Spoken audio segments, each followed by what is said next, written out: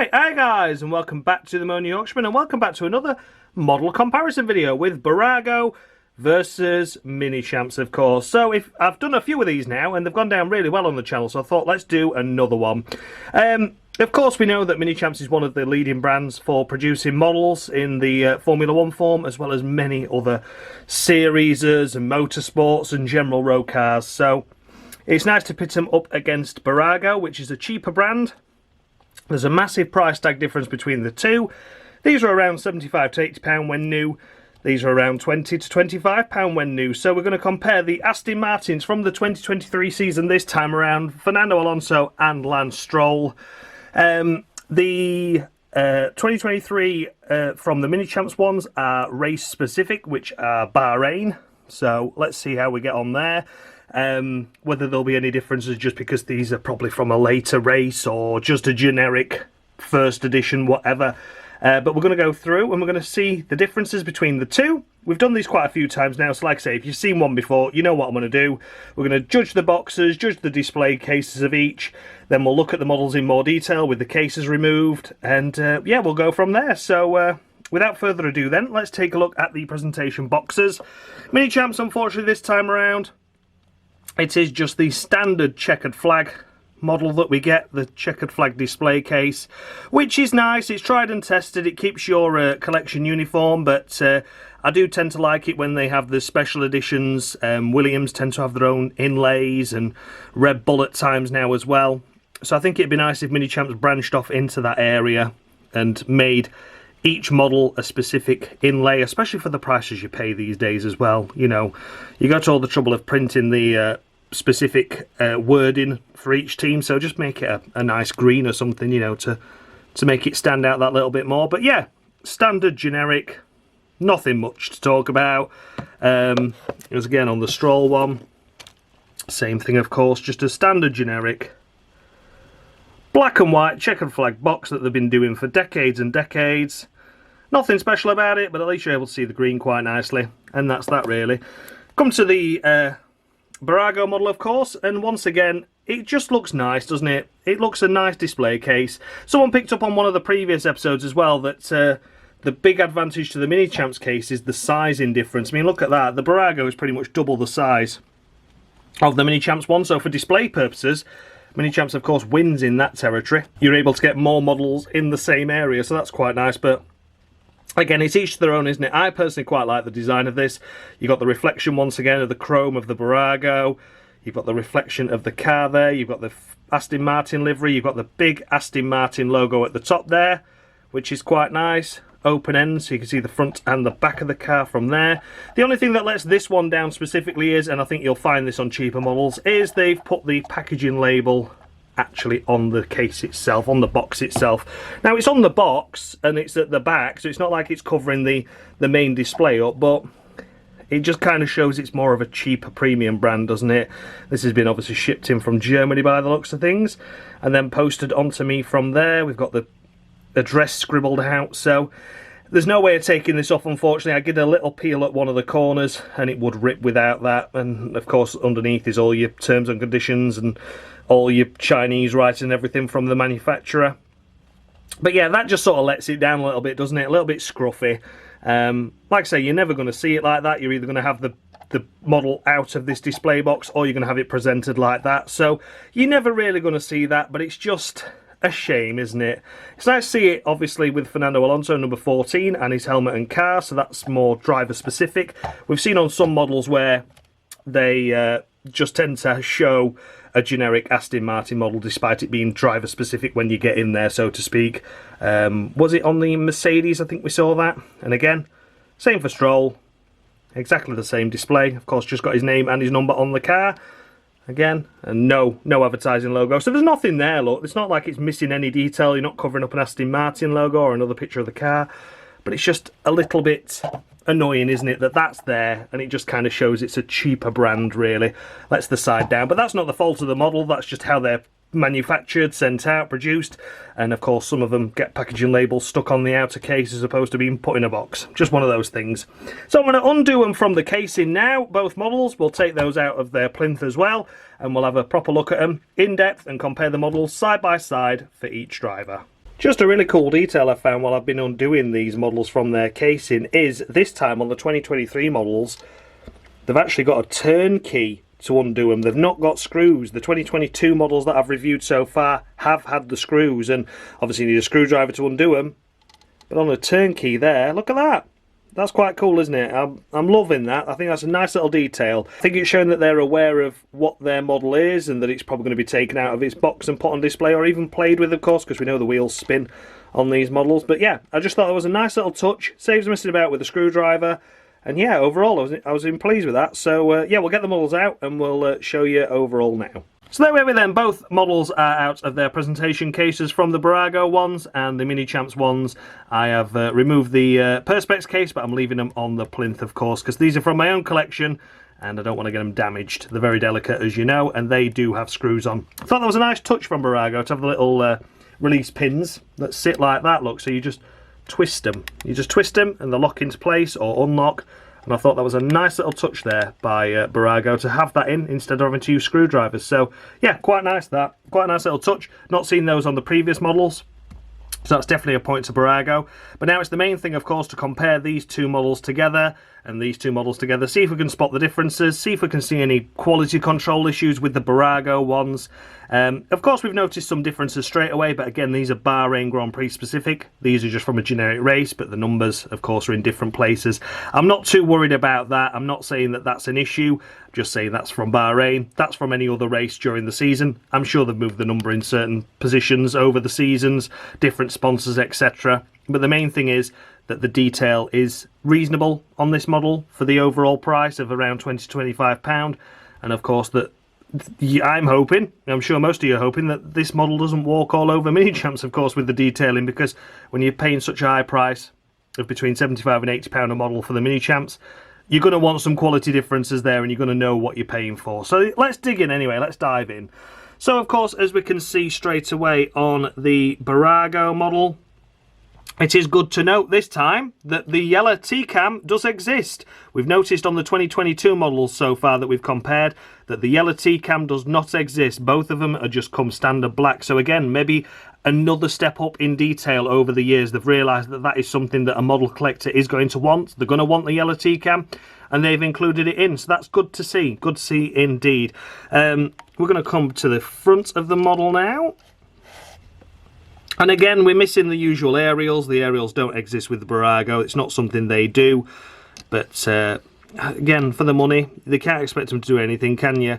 The detail of the model itself, the green is really representative, actually. It's a really nice green, and I think they've captured the colour well. The helmet for Fernando Alonso seems to be a lot better as well this time around. We've noticed somewhere they're slightly offset. I think it was George Russell's that we compared with the 2022. But yeah, that helmet looks quite nice. Looks really nice, actually. The reflection, of course, in the green as well of the colour itself is nice. We've got the design, and we've got the T-cam, of course, that's visible. As mentioned, that's already yellow. We've got the sponsorship, which is good on the overall halo. We've got the blackout bits for the vents there, just below the Aramco design.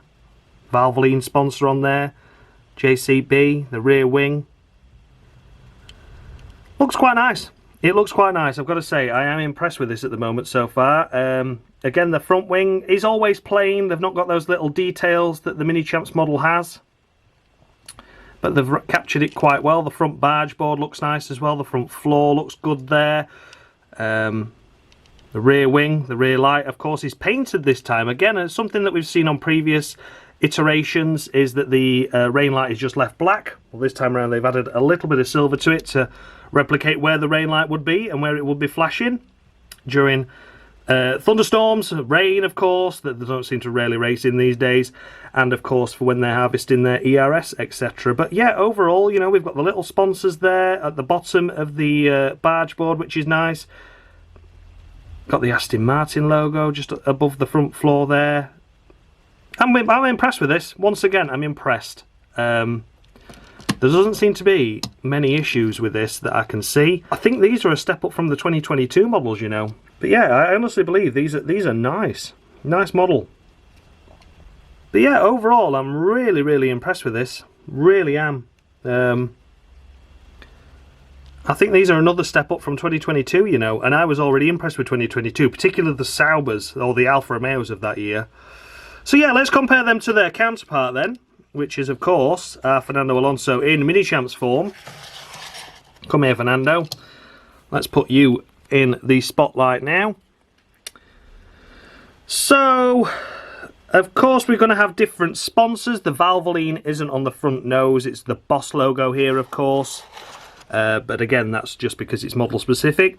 And surprisingly enough, this time around, on this Aston Martin, there is not little silver lats for where the adjustment flaps are on the front gurneys and things. We've seen a little speck of silver in previous models from Minichamps. So, is that Aston Martin that painted them all black at the season start, or should there be some little bits of silver on there that they've just missed off? That's interesting to note, isn't it? Again, of course, we have the aerials that you can see there. They're always going to be there. That is what you pay. This is the quality you pay. The tyres, of course, always seem to be better on the Minichamps models. The ones that come from Bburago, although nice, they are a tyre at the end of the day. They do look unrealistic, I would say. Look like they're sort of like the sheen before they actually go out on track. But again, you know, the modelling, the detailing, once again, from Minichamps is second to none, as always. The rear wing with more detail there, once again, with the little dots there that they use for adjustment, and also what replicates where they have the little sensors and things, and they also have like little heat stickers on the rear wings as well, I found, to see what heat is generated from the back exhaust and how that affects the rear wing, of course, because obviously things get hotter, and how it affects the carbon fibre and things. So yeah, once again, the rear floor stays. That seems to be a traditional thing that Bburago don't do, that Minichamps, of course, always do for this price point. And overall, once again, it's just a model that is really stunning. The helmet, once again, from Alonso, is pretty spot on, to be honest, but I am impressed with the Bburago one this time around, I must say. Yeah, you can see the helmet there from Alonso. The colours look a little bit more realistic from this one, I would say. But again, overall, the model is absolutely fantastic from Minichamps. But again, for the money, you know, it's difficult to complain with Bburago. It really is. It really is. There's nothing wrong with those at all. Let's just take a quick look at Lance Stroll then. Let's take a look at his helmet. Let's see how he fares up.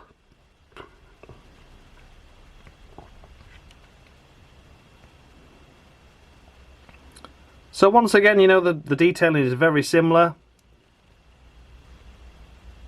Like I say, we can forgive the extra sponsors and the less sponsors and things. Obviously, like I say, it's due to the different race, of course, that this appeared in. Lance's helmet there, I'm trying to get it to focus for you. It's a darker shade, so it's more difficult to focus, but once again, looks quite realistic. We've got some black elements on there, we've got some white lines on there as well, of course, which is fairly realistic to what Lance Stroll's helmet was that particular year. And again, on the rear wing, the Aramco logo. Just overall, I'm impressed. I'm impressed once again, Bburago, I really am. And the helmet there on Lance Stroll. Once again, the detailing is a little bit more fine on the Minichamps model. Of course it will be, again, for this price point. It's going to be, isn't it? But, again, for the money, I think 2023 has taken a step up from the 2022 cars myself. And like I say, as already mentioned, if you watch the video I did on the Alfa Romeo comparison, that was the first time I'd ever seen these models side by side, and I was genuinely impressed then at how good that 2022 Sauber was against the Minichamps. This, for me personally, I feel that the Aston Martin is another step up. I think it's another step closer to Minichamps. Like I say, if you can forgive the fact that the wheels turn, so you've got some, you know, silver stakes that run through the car, you can forgive the fact it's not got aerials. Apart from that, this time around, it's fairly good. It's fairly faultless. The colour representation is really well. The little green line that runs across the car there, just below the Aston Martin logo, is spot on both cars. A little bit thicker perhaps on the Aston Martin, but again, that could be because it's race specific, as opposed to actual detail missing from Bburago. But yeah, overall, I am once again really chuffed with these. These are well worth the money. Any young collector wanting to start out, getting model collecting, get into these. Save your pocket money up, get one for 20 quid, you're not going to be disappointed. We haven't got, of course, the plastic presentation case that looks a little bit more toy-y, that doesn't have the driver in to compare to this time around, but we're more than aware that it is the same model, it just doesn't have the driver helmet in, so don't worry yourself too much about those. I would certainly recommend getting them in these proper presentation cases, as opposed to the Perspex case myself, to be honest, the cheap cardboard cases. So once again, I'm going to say that's a good solid win for Bburago. As always, I'm going to be Minichamps through and through, and my detail matters to me. The level of detail that Minichamps put into these is why I buy them. It's why I purchase them.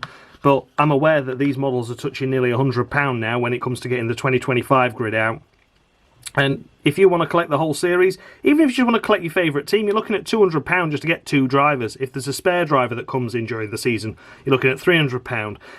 It's just not financially viable. So, you know, if anyone's wanting to cut down on the collection or only collect a certain team that Bburago do, by all means go for Bburago. I really cannot fault them. I have been genuinely impressed so far this series. I've not found any major faults wrong with them. There's been some little bits here and there, of course, but this again, like I say, from Bburago this time around, I would say that 2023 is a step up from the 2022 models, so maybe I'll have to get a 2024 model soon and compare those, because is that another level again? Remains to be seen, but for now, thank you so much for watching this episode, guys. I hope you did enjoy it, and yeah, look forward to doing some more of these reviews in the future. And let me know what you think down below. Would you go Team Bburago or Team Minichamps this time around? I am once again genuinely impressed by Bburago. Thank you so much for watching, guys, and as always, much love.